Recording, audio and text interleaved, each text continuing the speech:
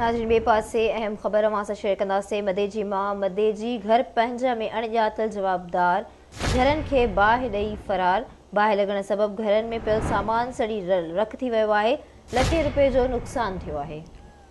आखिर अपडेट कंदा हलूं। मदे जी माउ मदे जी वेझो घर पंहिंजा में अणॼातल जवाबदार घरनि खे बाहि ॾेई फरार थी विया आहिनि। बाहि लॻण सबबि घरनि में पियल सामान सड़ी रख थी वियो आहे। लखे रुपयनि जो नुक़सान थियो आहे। अवांखे अपडेट कंदा हलूं। अहम ख़बर आहे त मदे जी वेझो घर पंहिंजा में अणॼातल जवाबदार घरनि खे बाहि ॾेई फरार थी विया आहिनि। अहम ख़बर बाबति तव्हांखे आगाह कंदासीं। मदे जी घर पंहिंजा में अणॼातल जवाबदार घरनि खे बाहि ॾेई फरार।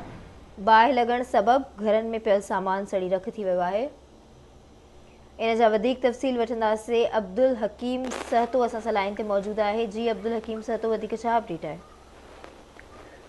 जी मदे जी कचे वारे इलाइक़े जबर शेख थाणे जी हद घर पंहिंजा में नामालूम माण्हुनि सरो खरो से ॿिनि जे घरनि खे बाहिनि ॾेई फाड़े फरार थी विया आहिनि। बाहि लॻण सबबि टिनि घरनि में पियल अलॻि पियल रोक रक़म हंध बिस्तरा ऐं ॿियो कीमती सामान सां गॾु घरनि में बीठल कुकड़ियूं सड़ी खाके ढेर थी वियूं आहिनि। जे बाद घरनि में वेठल औरतुनि मासूम बाहि मां कढी पंहिंजूं ऐं ॿारनि जूं जानियूं बचाए वरितियूं आहिनि। वाक़े जो इतलाउ मिलण बाद हद जी पुलिस तकरारी ॼाणाई फरियाद जो का वासन कोन वरिती आहे।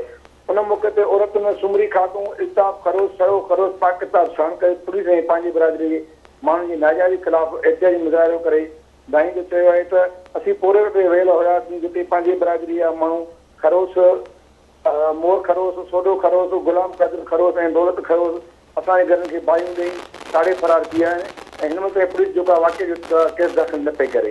जी वॾी महिरबानी अपडेट करण लाइ।